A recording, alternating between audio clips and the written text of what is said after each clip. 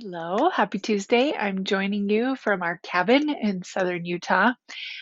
We always play Pictionary when we come to the cabin. It's super fun. We have a big whiteboard, two teams, lots of crazy drawings. It's really fun. So last night we were playing, and my youngest daughter had the term snake eyes. So she started, here I drew a little picture. She started with this kind of idea of two ones, roll the dice, you get two ones, and it's snake eyes. And she was drawing that and she was pointing to it and she was circling it. And her team just wasn't getting it. Her team was her sister and her cousin, and they just weren't getting it. And when their time was up, we adults were like, snake eyes, it's snake eyes. And we got the point. Well, her sister, when she learned that it was snake eyes, was so frustrated that she hadn't just drawn a snake with eyes and pointed to the eyes. Like her perspective was different than her sister's. My younger daughter was so focused in on the snake eyes term of the dice that she hadn't even thought about the snake eyes term of actual snake eyes. So, with my older daughter being frustrated by that and thinking that her way was wrong, her sister's way was wrong and her way was right, it immediately like created a little bit of tension. And I just like assured her it was okay. We can look at things differently. But notice how we do this all the time.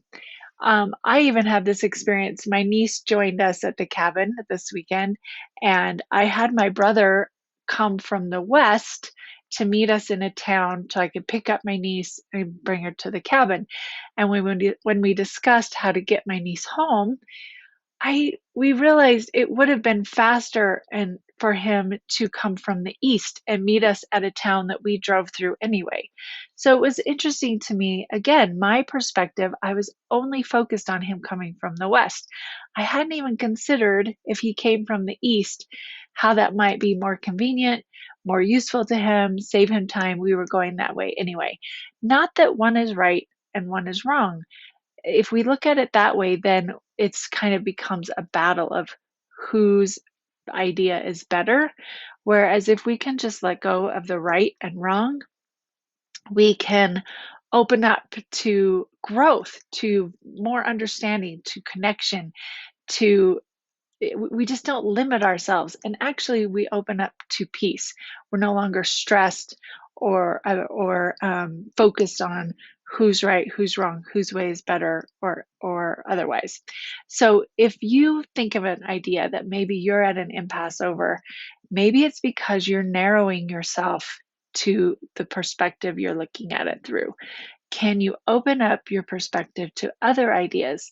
Can you consider others' perspectives and how they may serve you better? Our brain is it's so important and for our brain to feel like it's right. It's so hard to admit that maybe the way we're looking at it is wrong. But so then let's just let go of that altogether. One's not right, one's not wrong. It's just a different perspective.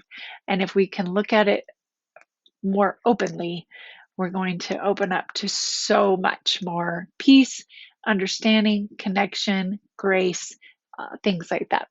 So I've loved being here at the cabin. It brings me peace.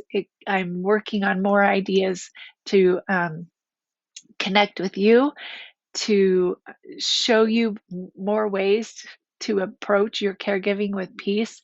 I always look forward to having a consult with you if you're considering coaching and want to try a free consult so we can figure out where you're coming from and how maybe you can look at things in a different light that might help you.